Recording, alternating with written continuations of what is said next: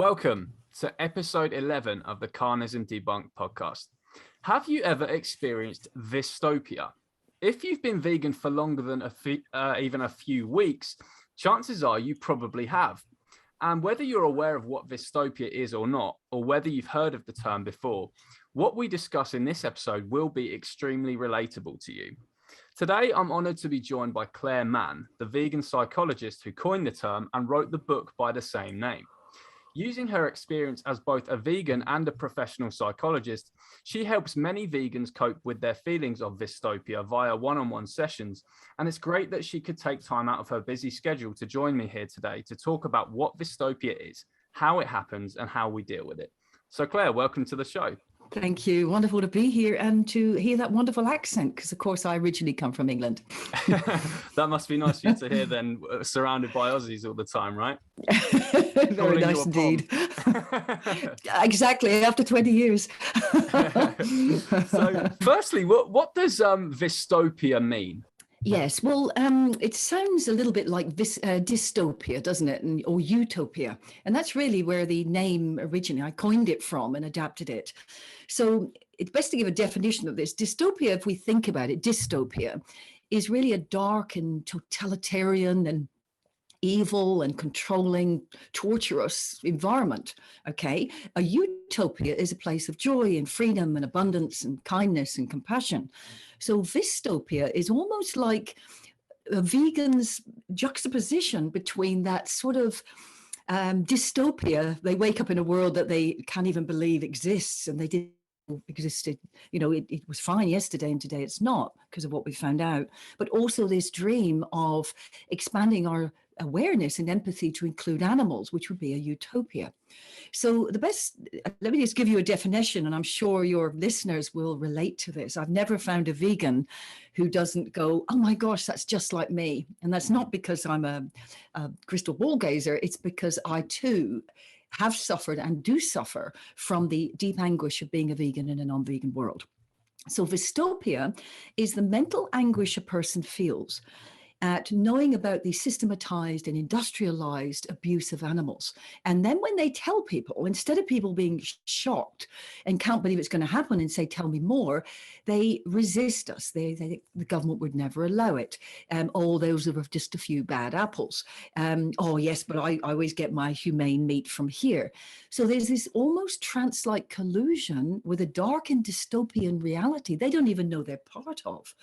But then the vegan goes, well, just a minute, if I didn't know about 3 trillion odd animals being killed per year for us, if we include every fish person and every crustacea person, and I call them people for a reason, because they're sentients, like I know listeners will be here on there.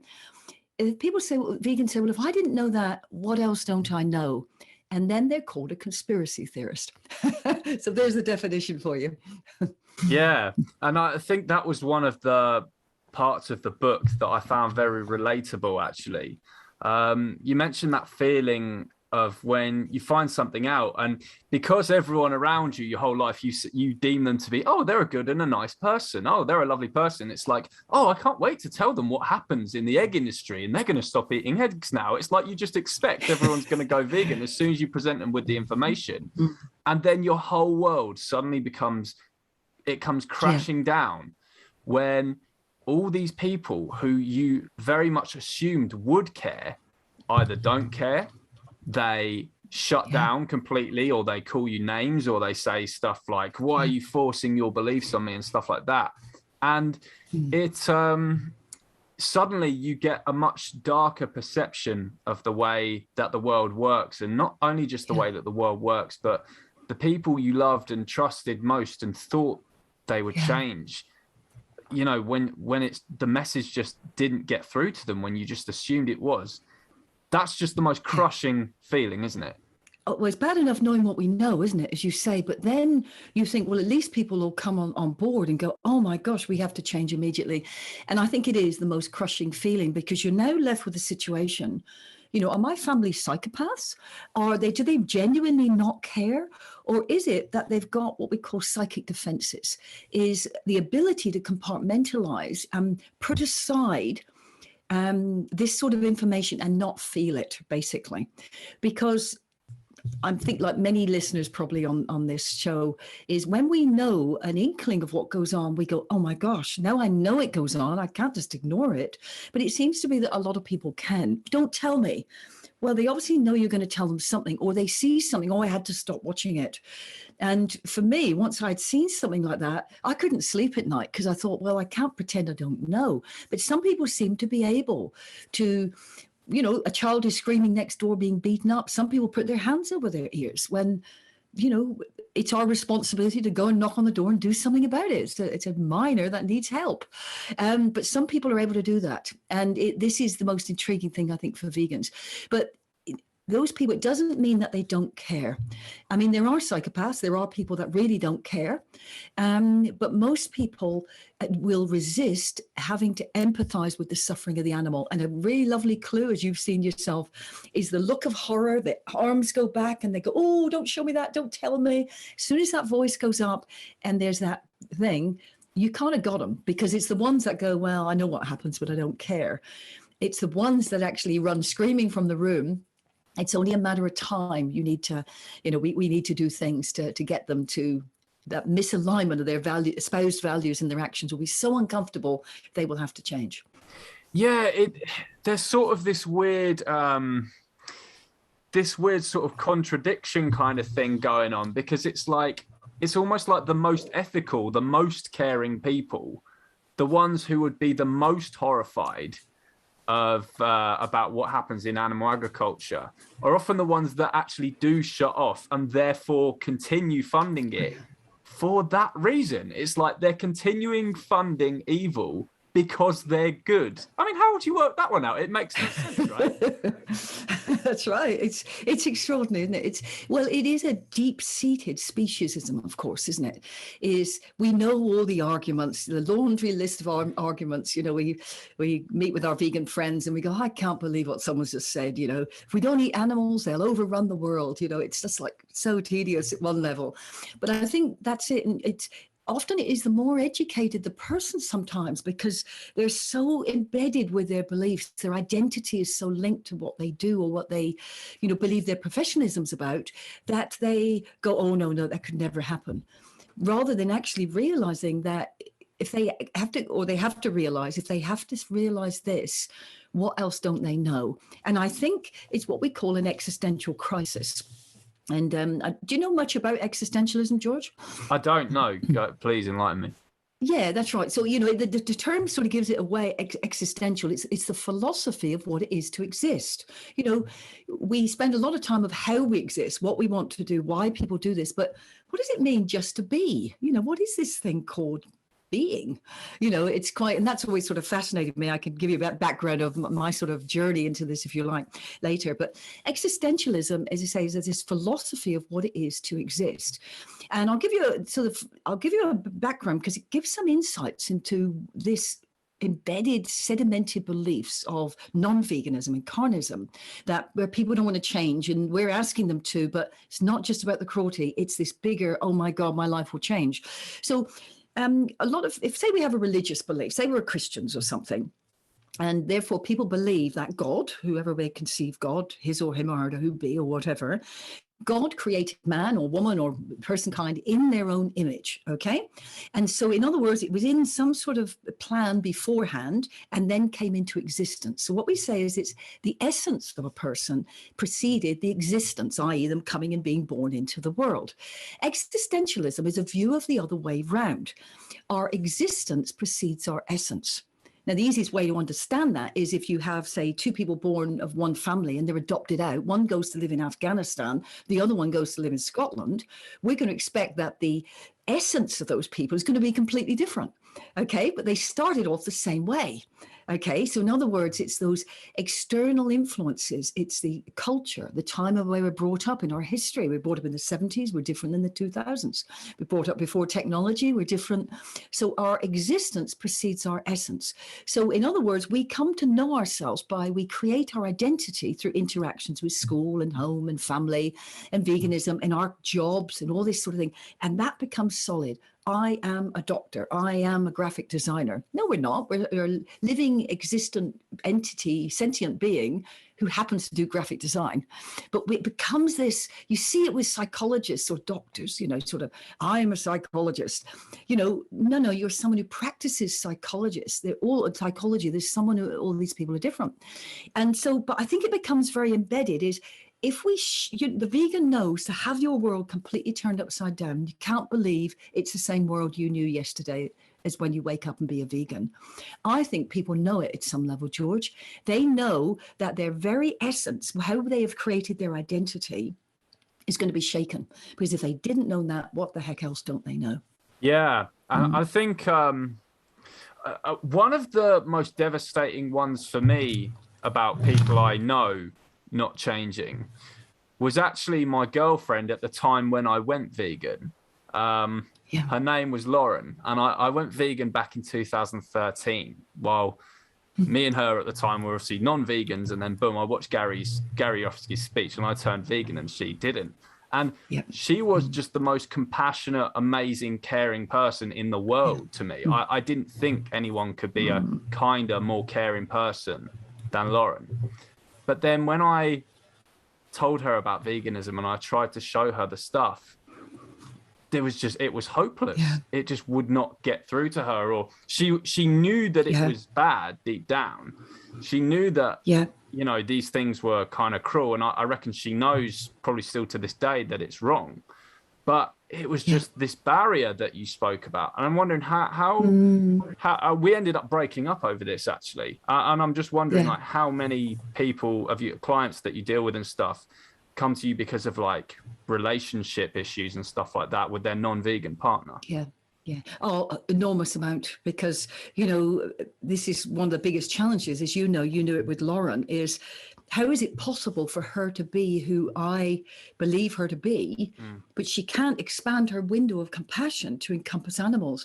And therefore you start to question, well, how authentic is that compassion and that kindness? Is it, really about herself, maybe that, she likes to feel warm and fuzzy being that person, or is it genuine empathy for another? And perhaps we'll come back to that, because I'm seeing we're seeing this, shift in the vegan community at the moment.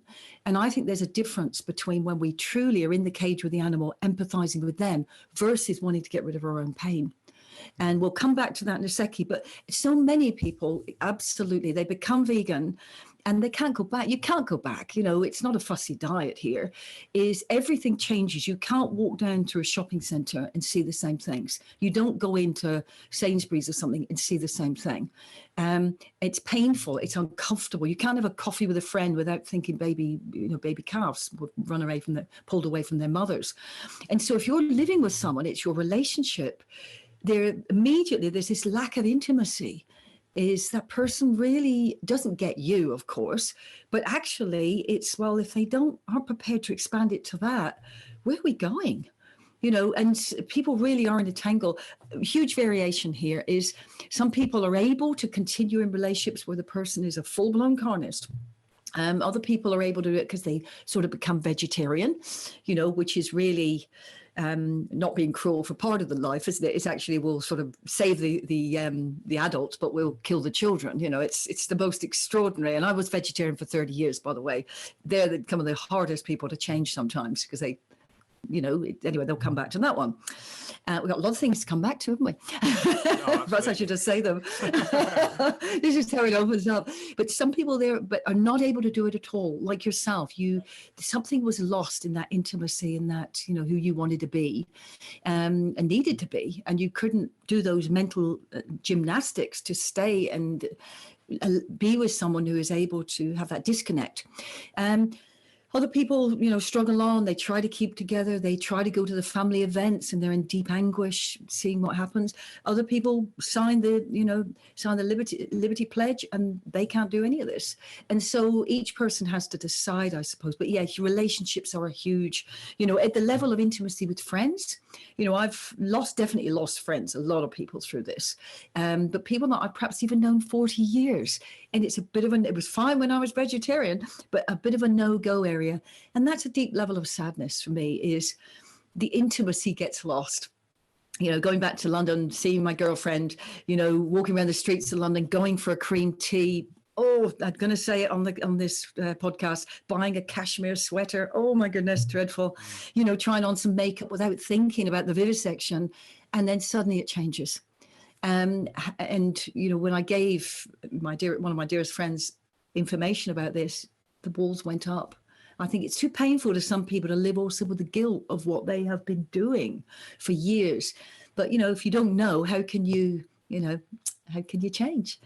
Yeah. So, yeah, that's my experience. And the animal holocaust itself is just the most unspeakably evil atrocity, oppression that's ever happened in history, in my opinion, and statistically. I mean, the facts they're there. Just look at the numbers. And the horrible thing is, as a vegan, is knowing that most people that you know and most people in the world at this current time just will not change at this moment. Does that mean that most people are evil people? It's very tempting to go down that thing. No, most people aren't evil people. Definitely not. Most people are not psychopaths. You know, and I'm going to say it, let's be really provocative. It is carnism debunked. You know, most psychopaths and sociopaths are probably in governments and corporations at senior level. Oops, I said it. Oh dear.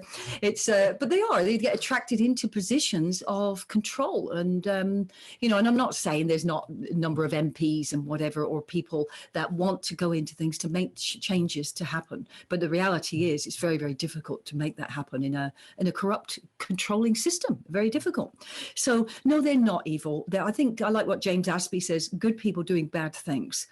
However, we've now got to take more of a systemic approach, because most people are good, which actually then become bad, because we're in really a socioeconomic slavery in our lives generally. People are pushed to the limit with increasing costs, trying to put a home over their head, trying to keep their job, trying to survive.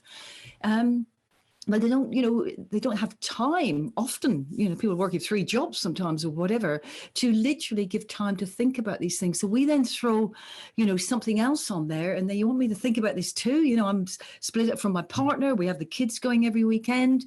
You know, I can't afford a roof over my head. And so we've got a bigger systemic problem. But most people definitely aren't evil. You're right. I have a little theory, George, about why people are so angry, as you said. Don't tell me what to do. You're a preachy vegan. This is can I share the theory? Please do, yeah. Okay. It goes back to existentialism. Most people, well, we're not really free at all. We actually, what's happening in our world, I think, at the moment, in terms of some of the overreach of governments for taking advantage of our world situation. And I don't say that lightly, because I'm living in Australia. And if you look behind the scenes, it's pretty challenging over here. Is most people, our freedom is being given up because we have the illusion of freedom. But really, most people choose within such a narrow diet. What career shall I have? What partner shall I have? Shall I live in Bristol or shall I live in Scotland? You know, oh, I don't like this job. I'll look for something. I can eat what I want. I can do what I want, you know, watch whatever television programs I want. There's this illusion, get married or not, etc. Live with somebody of the same sex. You know, we're at a time in our history when everything's up for grabs. It's an illusion of freedom. Reason being is we're choosing from a narrow little thing. You know, you get a guy who goes to Oxford University, goes back to his parents and says, well, I actually want to be a dustman. He's actually going to get rejected, you know. But if he genuinely wants to do it, his freedom would be going and being a dustman. It's highly unlikely you would probably want to be a dustman. If he'd probably want to do something else. But you get the notion of it. But we have what are called myths, unquestioned assumptions, shoulds, oughts, must. You should do that. I ought to do that. So we have this illusion. So people are going around, but they're not really free at all. It's within the narrow parameters. Okay. But one thing, and I think at some level people know this. You see people trying to turn down the mother-in-law for Christmas. You'll find how much freedom people really give themselves. If that's something, they come from a big Italian family, it's like, you know, they're really upset about it. Yeah. Or any other family, if they go along with that, you know, that choice. And but on the whole, most people get to choose what to eat 3 times a day and nobody says anything.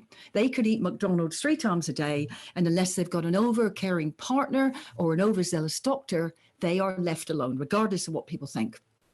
And then one day, the vegan comes along and says, you know that one thing that you get to do, the only thing actually, because the rest of it's all within very little limits, called culture and society and norms and things, that one thing you get to do every day, which is to eat what you want. You can't do that anymore. And it's like the gates of hell have been opened, haven't they? the reaction is so out of proportion to the threat, George, that gives us a clue. When the reaction is out of proportion to the threat, it's nothing to do with what you're saying. You've pressed a button. And I think it's because people suddenly get enraged because the only little bit of freedom they really have, unbridled, you're going to take it away from them. And so they react in this very strong way. I don't know what you think about that theory. It's quite unproven, but I haven't heard that theory before. So it's great to have you on to discuss that, because that is that's definitely a different perspective. The idea that we're taking away from them, you know, they see the vegans as the threat who's taking away from them their one bit of freedom that they actually have, kind of thing, which makes them even bigger hypocrites, actually, because it's like they're choosing to take away someone else's freedom by robbing them of their existence and their inherent rights to life and to be free from exploitation. It's like, my freedom is, you know, the freedom to take away others' freedom, right? It's crazy. It's quite extraordinary, isn't it? And it's that there's something you said a second ago there, but that's right. It is hypocritical, as you say.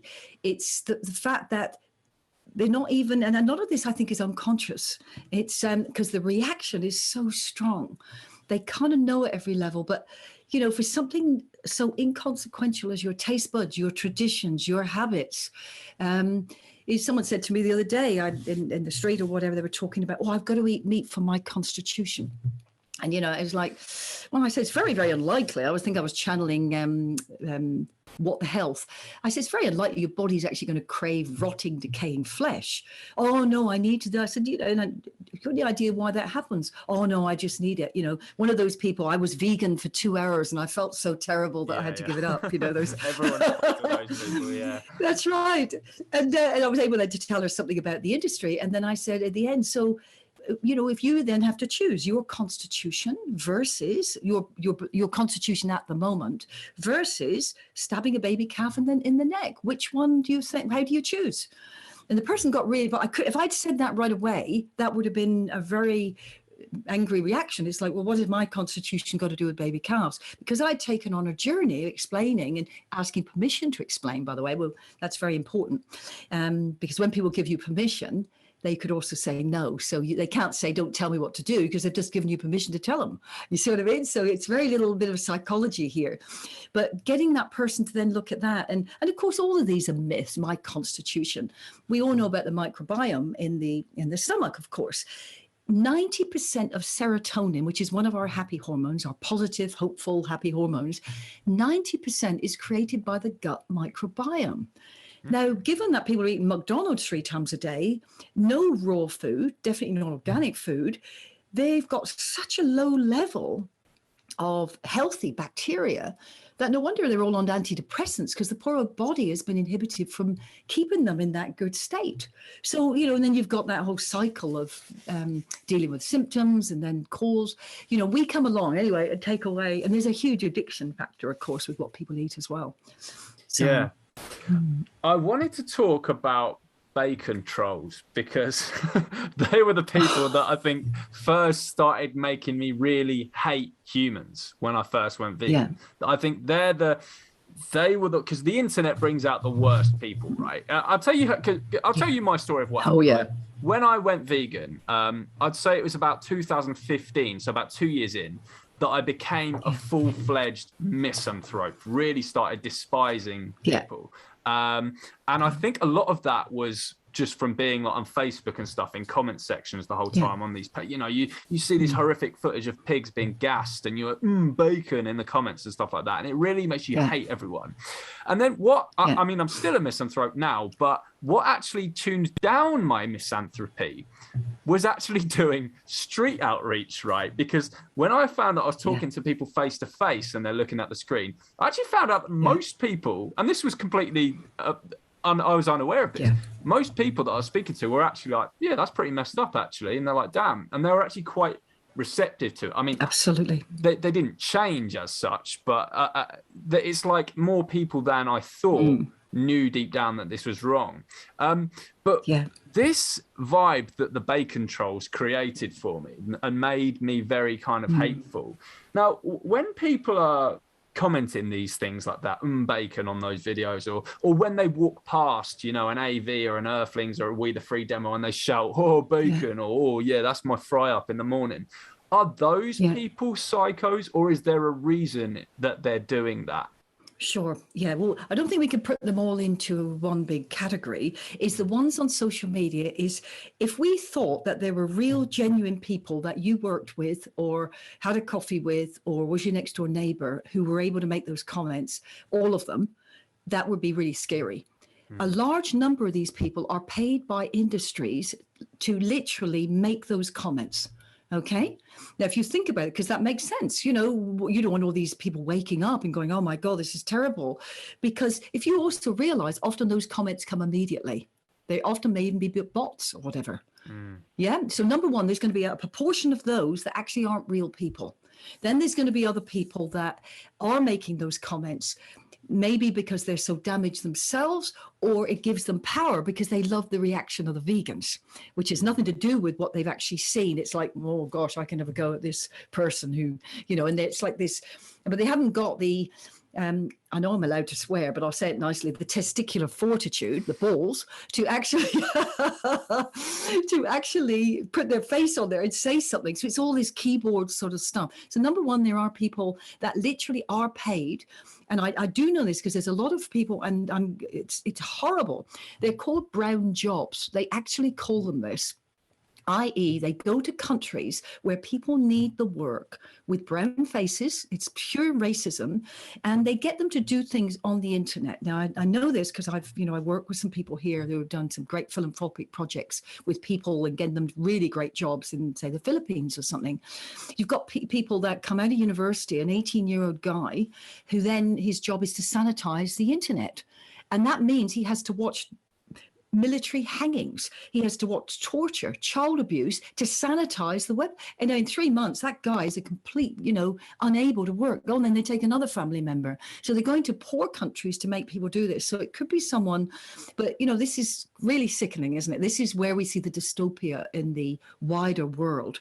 So you've got people like that, but you've also got some other people that get off on the power of it. Nobody wins an argument on Facebook or Instagram. So why do we do it? We don't need to do it. The animals don't need us to get tied up in that sort of thing. You're absolutely right. When you do street outreach, the vast majority of people go, oh my God, that is awful. What's that? Okay. You then get other people. The worst one I had was just for the animal activism forum, which is a thing that's been running for 10, 12 years here, a little bit longer. It was down in Melbourne. We were doing a big thing on vivisection. We're all in the street, whatever.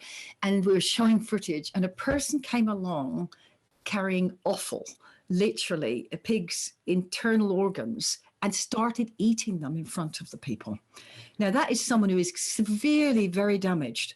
I just, sorry to horrify people on the thing, but that shows a level of sickness. Now, is that person a psychopath? They could be, a sociopath. They could be, but are they also so damaged that they are literally having an effect on other people? The vast majority of people aren't like this. There's no doubt about it. So when someone comes along and says bacon, I think it's also shame, it's embarrassment, it's self-consciousness. Okay. I'll give you an example of this. And I swear I saw that sort of comment melt.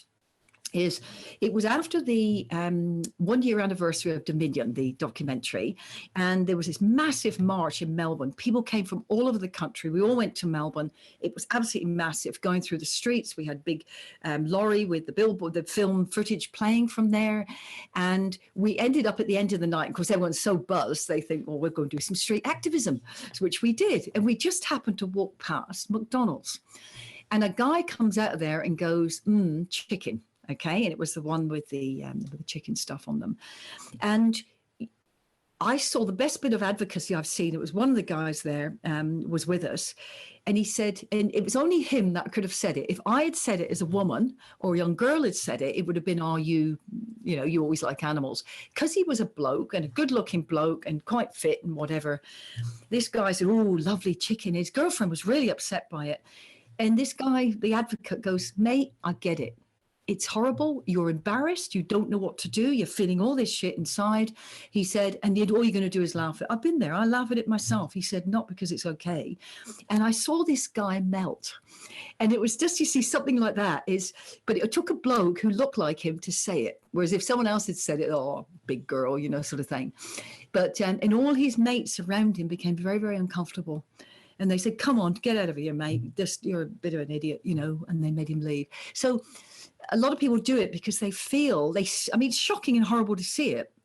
But sometimes people then feel bad. They can't separate their own horrible feelings of yuckiness separate from that animal. So they just have to blurt it out and make fun of it and try and get rid of that horrible feeling. But you do have other people that, you know, enjoy torturing animals, going out and hunting or doing horrible things. You know, we know this probably because of their own pain and their own, you know, life experiences. I don't think we're born like this necessarily. They have the potential to be amazing things. And what's the difference between a sociopath and a psychopath? Because I heard you mention those two things a moment ago, and I want to distinguish the difference because I'm unclear on that myself. Sure. Yeah. I think the broad distinction is a sociopath is someone who, and we see a lot of people like this, they will, they have no conscience really, and they will do whatever. A typical con man is a sociopath. Okay, so what we would consider, they can come to you, they can smile, they can go, oh my gosh, you know, oh, I'm a vegan, I'm really concerned about this, I want to do this. They go out and do this outreach or whatever. They get people hooked in for whatever reason, and maybe to sell them a product or service or something they're doing, or for their own self-aggrandizement, and then something happens, it doesn't work anymore, and they drop it. They have literally put on an act to even tear up, do crocodile tears. You can't even believe you've been duped. You go, but how could it be that person's behaved like that? They were genuine, because we feel duped, we feel lied to. So it's when someone is a typical con person, the con goes on and you cannot believe, you doubt yourself. Why didn't I know? I feel such an idiot now because I should have seen it. But the clever, so they have no conscience. They will, and in fact, this is where, you know, people say get people to invest in get rich quick schemes, you know, and they get them to put their money into some sort of thing, door to door or something. And then the person loses it all. And then the person almost laughs at them and says, well, you're an idiot, you know, it's your fault.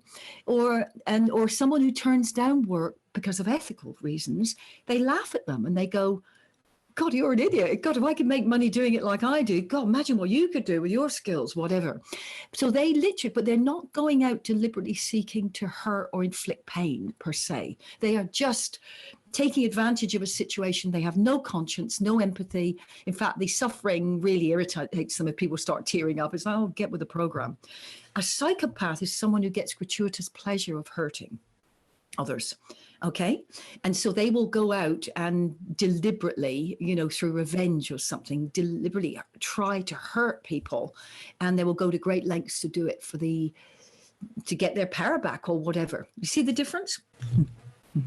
So it's like, maybe this is trivializing sociopaths a bit, but it's like almost like sociopaths are slightly more innocent in what they do. Yeah, in a way, that's right. They're not deliberately sort of going out there and that's right. But, you know, people can not perhaps be a little bit of both as well, of course. Yeah. But yeah, you've got the message. That's right. Absolutely. So they're not deliberately trying to go out to hurt you as a person I really want to go at George because he's showing the footage and I'm going to laugh at him. It's usually to do with his level of discomfort. He's feeling horrible and he just wants to get rid of that feeling. So he's going to make light of it a little, as opposed to going, it doesn't want to see, this is the existential thing. He doesn't want to potentially, let's guess, allow in himself those softer feelings of empathy because, well, you know, he might have a view that that's not a manly thing to do, you know, so but he feels it. And, you know, I once wrote an article called How a Rescue Dog Taught a Psychologist Lessons in Love. And it's actually on my website. And I was in New Zealand and a neighbor had said, hey, did you want another dog? And I said, well, I wasn't thinking, but yeah, what's the... And they said, this poor golden retriever has been locked in the backyard for 2 years. They're only 2 years old. It was New Zealand, so it's horizontal rain, huge storms. And I went around to get that dog. And this guy he said to me, I'm not having women tell me what to do, you know, you and your fancy voice. And I really was talking as we're talking now, you know, it was extraordinary. And as he raised his voice, this beautiful dog dropped to her feet, stomach, and wet herself out of fear.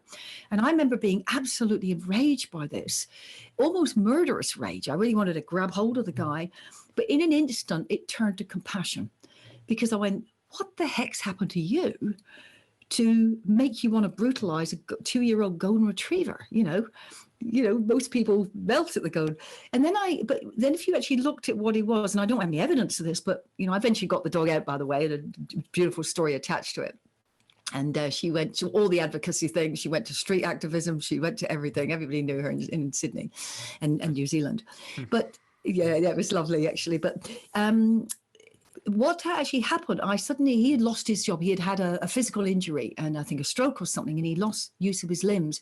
He became this enraged, angry man at the world, you know, almost, and I've worked in physical rehabilitation for many years when I first came to Australia, almost if his manhood had gone. It was like, you know, he was disabled. He saw himself as, you know, and it was almost like, again, this is another little my theories, is when he saw the dog, her weakness, her little waggy tail, her golden retriever eyes, you know, soft, gentle.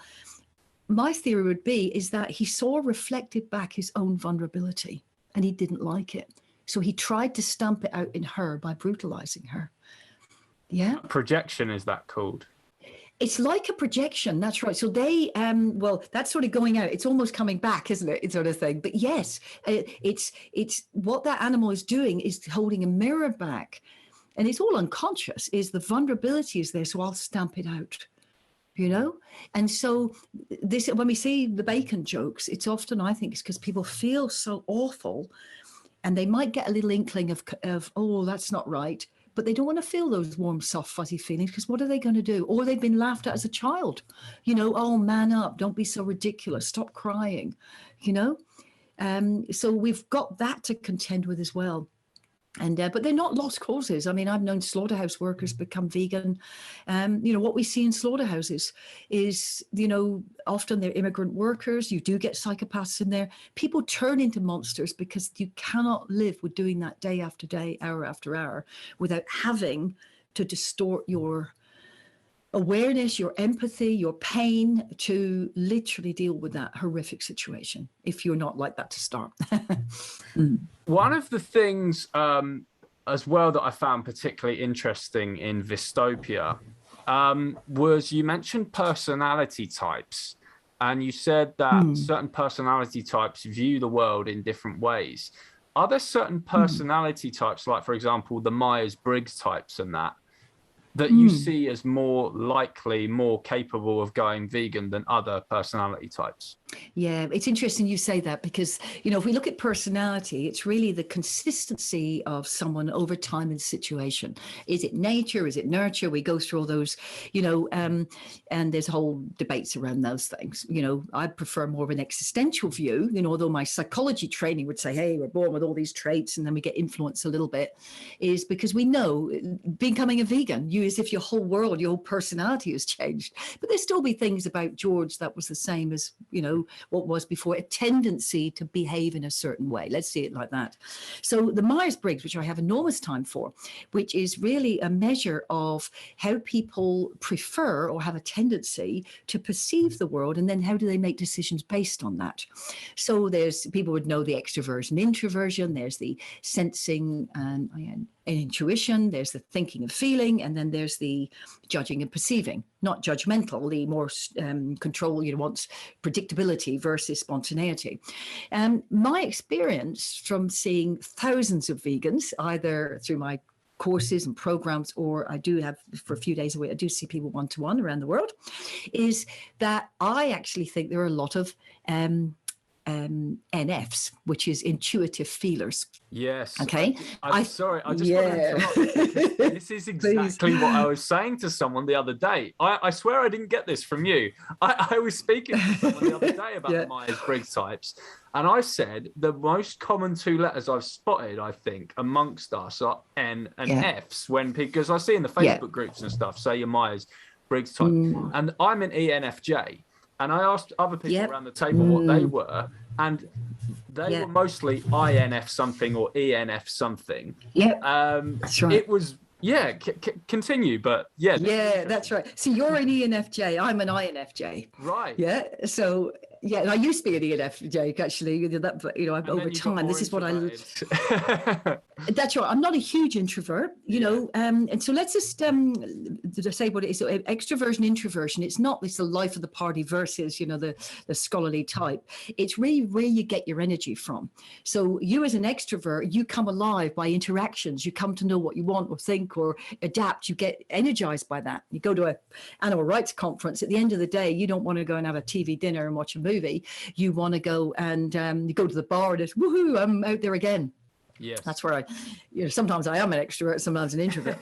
But the introvert is actually getting their energy from the inside. So the extrovert goes out into the world, gathers information, gets energized, goes away, thinks about it for a while internally, and goes out and does it again. The introvert does it the other way. They go, that's interesting. Let me think about that. You know, and they very internally, and then they go out, perhaps get a little bit of information, get a bit of insight from someone, and then come back again and they make the decisions to perceive the world differently. We got to remember this in outreach, of course, because some people go, oh my goodness. Others go, well, let me think about that for a moment, you know, or let me digest that. You've then got the N and S sort of thing. S is the sensing. It's the using all the senses. They want, you know, artists are often that. They look at the color of a painting, the hue, the where the light falls there, you know, or their attention to detail, using all the senses is very precise. The intuitive just gets an overall feeling. What Carl Jung, who originally influenced where this Myers-Briggs comes from originally, the Swiss psychotherapist, psychiatrist, he talked about the collective unconscious. We tap into that sense of knowing, oh, that's not right. Whereas the sensor is looking for all the information to try and cross the T's and dot the I's sort of thing. Yeah. Mm-hmm. Right. Then you've got the F and the T. The feeler doesn't mean they've got more feelings per se. They are making decisions and perceiving the world more based on their values and what is their values, basically, versus the thinker goes, logical, rational. Okay, and then some people not necessarily either or, it's where we are preferences. So say someone, you had to make someone redundant, George, at work, is the feeler goes, oh my gosh, Susan's just got a new mortgage, she's got a new baby, we got to help her. How can we try to find another job? That's your initial reaction to having to make her redundant. The thinker goes, oh my God, real bummer, poor Susan, but business is business. We'll do the right thing, but we'll do that. Doesn't mean they don't feel it, but their tendency is to move to the other thing. So when we're doing outreach, when we're talking to people, note where the sort of the logical reasoning, you know, the logical person as opposed to, oh my God, that's awful. What can we do? Yeah. So NF and the J or the P is more predictability, you know, the knowing what you're doing all weekend from when you get home on Friday night. The P is more spontaneous. Oh, let's see what happens. Yeah. All of us are then a different combination, but I agree with you. I've seen a lot of NFs, which is that intuitive overall, you know, they don't need all the details. They don't need to justify it. They just go, you know, and then they look for information, and they should look for information. There's a difference between intuition and emotion, by the way, is because that often gets mixed up. But the F and the T, are we someone who literally lives according to our values, and we do end up feeling more, and it comes into viscerally often into the body, as opposed to the logical mental gymnastics to justify carnism. So yeah, I think we should do some research on this, George. Definitely. Yeah. You and I. And is there a personality type? I mean, there's vegans of every personality type, obviously, when it comes to Myers-Briggs and stuff like that. But is there? And we're going to be a bit harsh here. But is there a personality type you've come across that you've noticed is just the least resistant to the vegan message? Call them out. Call them out, exactly. I think it's the high T. It's the very high logical thinking who literally is finding it very hard to tap into any sense of intuition or sense of rightness or feeling. Now this, you know, let's do some stereotypes where, you know, so say, for instance, you have a male accountant. I apologize to anyone here who's an accountant. These are just stereotypes. You know, it may well be the person's, you know, I actually do work with a lot of accountants actually in running training courses and things.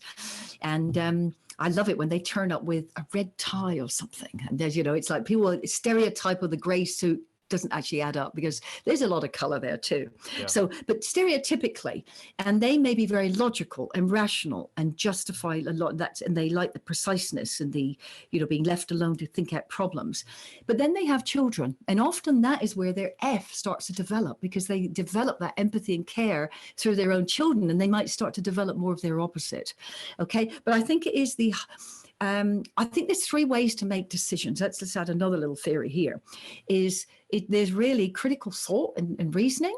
There's emotion and there's intuition. Look at what's happening in our world at the moment. Some people are very logical and rational, and they look for the evidence, or they think they're looking for the evidence. When you use the word science is settled, science is never settled. It's a methodology, not a religion. That's scientism. Okay, but that's another story. It's the very logical, rational look for the facts.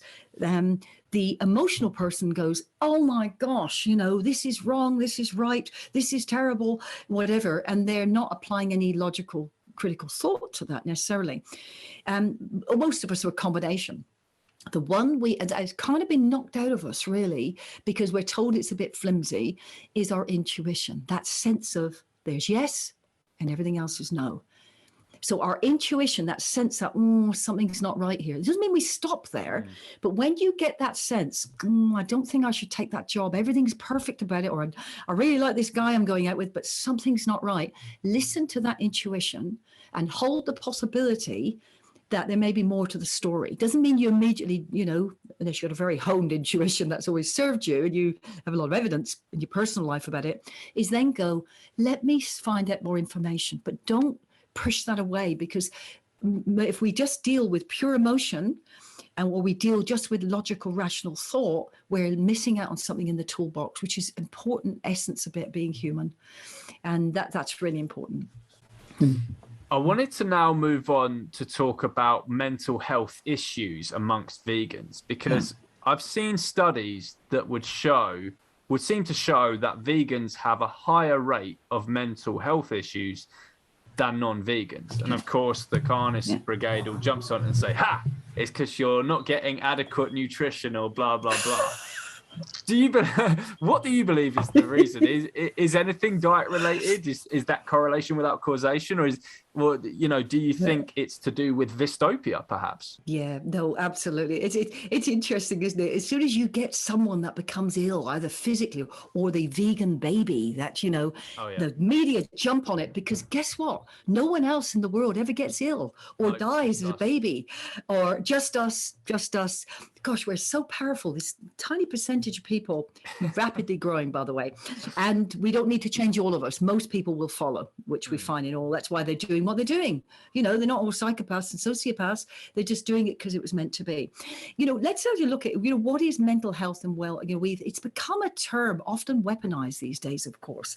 We're either mentally well or we're mentally ill. I'm having a mental health day, as opposed to, I just need a day off. We've actually made it something almost to justify ourselves to have the right to get run down or to feel depressed. Now, I am a psychologist and I suffer from a mental illness. Okay, I get suicidal, I get depressed, I get anxious at the madness of our speciesism in this world. Who wouldn't be depressed, suicidal, anxious, and misanthropic? Okay, so it's normal, right? In theory, to feel these things. It's normal. It's not only normal, it's desirable, because if you find out about what happens to animals and it really touches you, you would have to be mentally ill to think that is okay, to not actually have an effect in it, okay? Or be brutalized emotionally that you can't adapt to it, and most people aren't. And most people that are non-vegans aren't also, evil, okay? So, but, we look at mental illness and mental health it's become so medicalized, is that we have and there's a system for identifying whether people are ill or not. All of us at certain times in our life will suffer from anxiety, depression, suicide intentionality, a little bit of obsessiveness, anger, rage, depersonalization. Things happen. Somebody loses a loved one, they feel, I can't even feel in my body. Does that mean they're mentally ill? Not necessarily. It's when people are unable to function over a long period of time that we really can say, hey, look, this person is suffering from depression, but they're still a human being with depression as opposed to being depressed. Now, psychologists would disagree with me, but once we label someone, I'm depressed, that's what it is. No, I'm a human living being who is suffering from, who has depression at the moment. Okay. It's not an enduring personality characteristic. It is an attunement to the mess. Oh, I'm allowed to swear, aren't I? The fucked upness of the world. Okay. So, so that doesn't mean to minimize in any way people's suffering. Absolutely. Some people, now bearing in mind that vegans come to the game, to veganism with all the normal problems of life, relationships, health problems, body image problems, money problems. Do I like myself? What's my purpose? And then we throw Vystopia on top. So it's hardly surprising that our anxiety goes up, our despair at the world. But this is really why I came up with a word. I needed a word because three things, George. Is people were referring people to me when I worked more in Sydney in person in the city, and more generally before I called myself a vegan psychologist, but even it happened after then. People, psychiatrists or doctors would send people to me saying this person is suffering from an eating disorder. Now, they may have an eating disorder. Vegans can suffer from eating disorders, but it's not because they're not eating animals. Okay, but that's what the doctor said. They're not eating animals, so they've got an eating disorder, or social adjustment because they didn't want Easter eggs at Easter, or they didn't want the turkey at Christmas. That's not social adjustment. They've become aware of, this, what's happening. But apparently they had a social adjustment disorder because they weren't fitting in with what society does. That's a bit scary. But the third one of most concern to me, George, was when they started to say that vegans had such self-low esteem that they were self-harming by watching slaughterhouse footage. Wow. So in other words, the reason you watch slaughterhouse footage is not because you are a decent, caring human being who knows this is wrong, and most people do know this is wrong. You've got such low self-esteem that you're torturing yourself. Now, when people start telling me that in the professional bodies, how dangerous is that? Because very soon we'll have a pill to take that empathy away. So I was enraged by this. And so I thought I need to stand up and create a name that shows medical people that this is not what it is. Vystopia is the definition you've heard, of course, so that it gave us a yardstick against which we can say, no, this is different for vegans because, when I've seen non-vegans over the years, they often say, look, I want to come and talk about my relationship. But actually, we dig around for a long time to really find out why they're there. With vegans, if they're coming about Vystopia, they know why they're anxious, depressed, and suicidal. It's because they've woken up to the horror of what was going on for animals. That doesn't make them mentally ill. It does make them suffer, though. Okay? So it's different between them being labeled as ill versus suffering. I mean, that's what really concerned me. Yeah. So isn't that terrifying that actually you basically want to stamp out empathy? It just shows, but the power of that, for psychiatrists label someone as that. And that's why I needed to get a word out there. It was actually quite funny because someone said, you really ought to trademark the name. And so I wanted to do that, not because I didn't want anyone to use it or wanted to make a load of money from it. I didn't want it taken by a doctor or a pharmaceutical company that then actually labeled it and made some product for it to stamp all this stuff out of us. And so the lovely thing is the trademark lady put all the papers in. They came back and said, no, we can't do it. It's too well known. And she said, what do you mean? They said, well, there's this video. It's got 85,000 views and likes and comments. So people know about it. She said, no, but that's the woman who is called Clare Mann who wants to trademark the name. They said, no, it's not possible. And she said to me, what a shame. I said, no, it's not a shame. Trademarking means you stop people using the name. This is not my name. This is our name, a word that we can use. But because it's so well known, no one can trademark it. It means that the carnists can't go out there, create it, and then create a tablet that's going to stamp out something from us. So it survived its purpose. Yeah.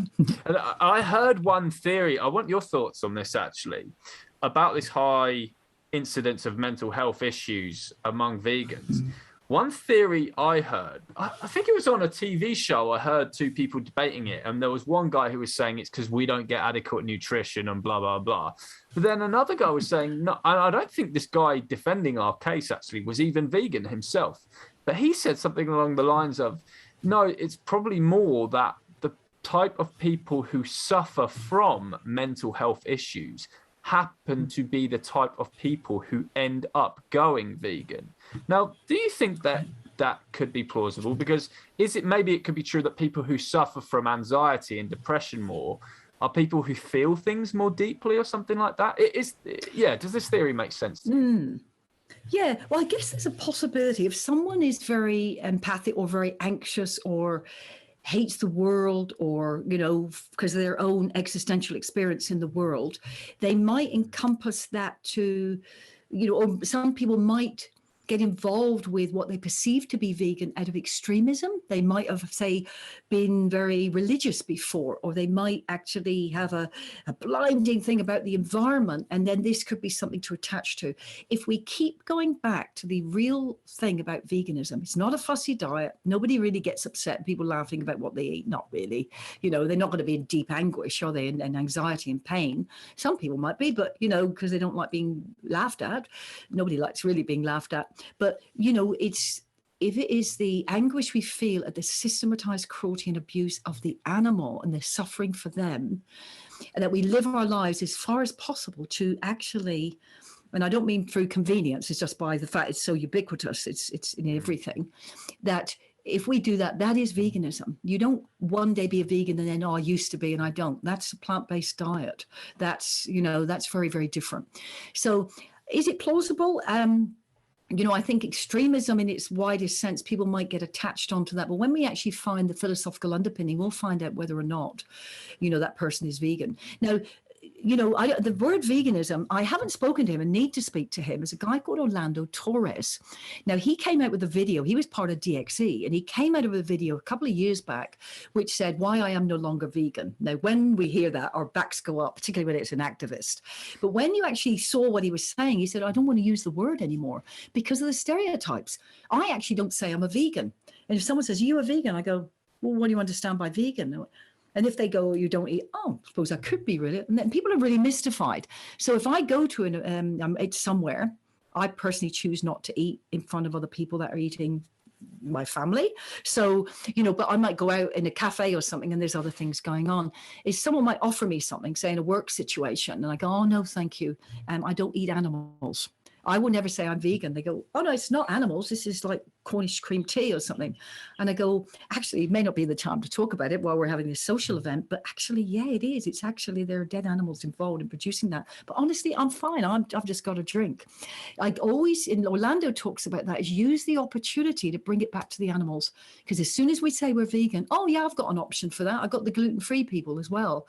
And where we've lost an opportunity to advocate. Another thing I wanted to talk about was, and this will be relevant for both non-vegans listening, if in case there are any, who want to understand how it feels to be a vegan, and also just to help those vegans who are listening kind of relate to all of this. Maybe they haven't experienced dystopia yet, or maybe they just want to hear this analogy because it's like, wow, that's a good analogy. Do you remember that foreign country analogy you made in the Vystopia book? You mentioned about something like you go to a foreign country. Could you say what that is again? Because that was really good.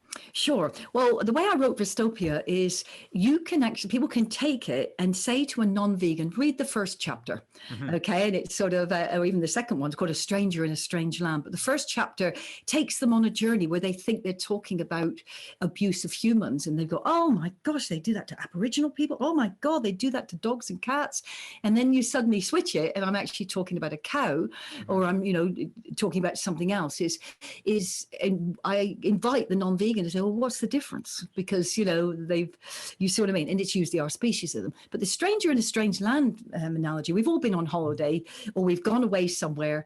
Some of us, being of an older vintage, George, went before our mobile phones. And before Wait, there was a time before mobile phones? There was. It's absolutely extraordinary. And social media. And actually, and guess what? The world didn't collapse. It was just extraordinary. Wow. I heard someone say to me the other day, oh, well, that was back in the landline days. Which I thought was quite funny. Yeah. Only your granny has that, you know, sort of thing.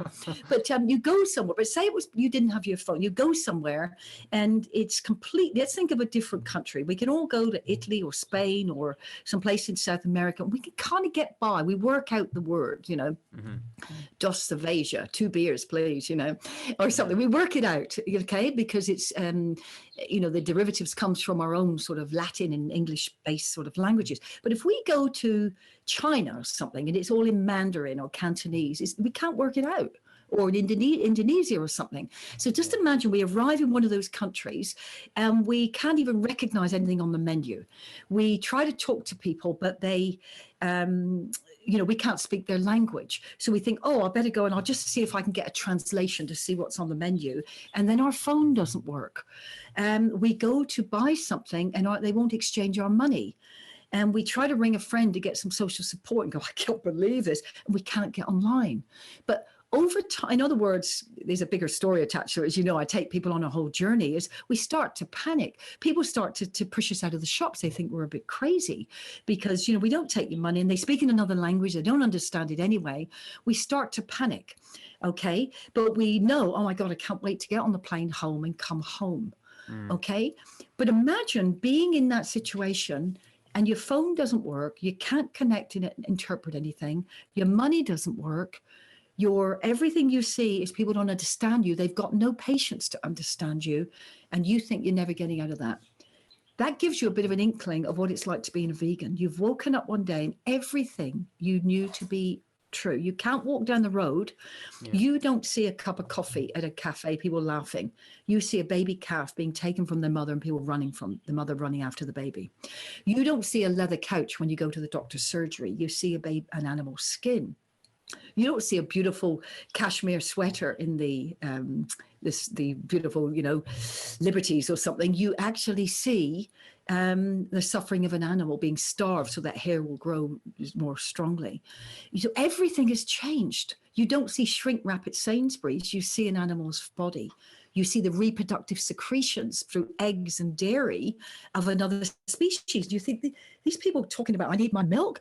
You're drinking you're the only species who drink breast milk by proxy until old age, from another species. This is absolute madness. So we are a stranger in a strange land. That's what Vystopia is. And if the non-vegan can't understand that, they think it's a little bit of fussiness, everything has changed. And also things that you used to do seem absolutely trivial. When your mother-in-law talks about her marble top kitchen, you think, really? Really? Or, should we go to the theater? And I'm not so, people should do. And I encourage people to do lots of nice, things that resource them. But you go, well, why am I wasting my money on this? I could give that to AV or something. You see what I mean? You see everything as trivial. What used to work no longer works. Because you want to scream at people? Don't you know animals are dying and being put in scalding pots at the moment? What the hell are we talking about? Flipping Christmas lights, for instance. Okay, and it's very, very hard but then people say, we've had an opportunity to experience non-veganism and veganism. So actually we're more experienced in looking at a different array of life experiences rather than someone who hasn't dipped you can't dip your toe in the water anyway, do you? The veil has to raise. It's not about, I'll try the diet. It's like, really? It's not about a diet. Move them away from diet, move them away from environment. Answer their answers. They want to talk about protein, talk about diet, move it back to the ethics. Want to talk about environment out there? I don't have to change my habits. It's something in the future out over there for my family or whatever. Bring them back to ethics, because the empathy with the animal in the cage is really what makes vegans. So we're coming to the end now, Claire. So I'd just like to ask you, what advice would you give to vegans who now see their family and friends as evil and cruel as a result of themselves experiencing Vystopia? Yeah, they are good people doing bad things. They are along a continuum of awareness. Over one end, we've got the ethical vegan and the activist. Okay, I'm going to say it, and it's becoming vegan actually isn't anything special. We make it special because it was so, it's such a major thing to change in a world which isn't vegan. But actually, we're just stopping taking what was never ours. We've come back to ground zero. So we need to be activists. And I don't care whether that's making vegan cupcakes, doing a podcast on the world stage, showing factory farm footage. But you have to do something. We live lives of, despite all our pain, our suffering is nothing next to the animals. And we want to be on the right side of history to usher in this better world. So Your family aren't necessarily evil, okay? Stop pushing. Don't do all the heavy lifting. People bring their values to the dinner table as well. It's not just the vegan. So on my website, there's a free 30-day course called Vegan Voices, 30 mini videos on how to answer these crazy questions. But it's about a bit of a mind shift, really, that will get you starting to communicate differently. So when someone asks you a question at Christmas, don't answer it. Get them to talk about, turn it around. Okay, we can do that perhaps on another event sometime. Yeah. We don't give the reason. You go, okay, well, there's many ways to answer this. What do you know about veganism? And you'll know whether they know it's about ethics or they think it's a fussy diet. Then you answer the question differently. Okay. Whereas if you push them back on ethics or something like that, and they're talking about protein, they think you're crazy. Don't do all the heavy lifting. Your family are not evil. I'm going to say it's probably unlikely you are the one who is going to lead them to veganism, but you have to play your part. Okay. My extended family are not vegan. How is that possible? I hear people, vegans go, I can't change my family. No, we can't change anybody, but we can lead them to that. And we move them from the ethical, down the end is the psychopath wanting to abuse animals. The other end, you've got your ethical, active vegan. What we are trying to do, most people are somewhere in the middle. They're actually, or moving towards the kind of thing. Most people are doing, a lot of people concerned about refugees. They're concerned about children in sweatshops. We just need to expand that window to include all living beings. Well, thank you so much for joining us today, Clare. And everyone listening, if you want to check out Clare's book, Vystopia, it's a very helpful guide that you can use for dealing with your anguish of living in a non-vegan world. So you can check that out. It's on Audible. I listened to the audiobook recently. It's only 3 hours or so long. And you've also got a book, haven't you, Clare, called Myths of Choice? Did you want to just quickly mention what that was about? Yeah, absolutely. Well, the first part of people will fall upon Vystopia and go, oh my gosh, that's exactly what it's like, largely because this is our shared collective experience. I just gave the word to it and tried to make sense of the thousands of vegans' experiences that are in that book, really. But after we've done that, we go, great, I've got strategies to deal with this anguish. I can transmute this into action, but I can't believe people won't change. Are they psychopaths? Is my family evil? The reality is we have to look behind the scenes of what are the unquestioned assumptions, the myths, the shoulds, the oughts, the musts, the traditions, the habits, the limits against which they're even having the conversation with us about veganism.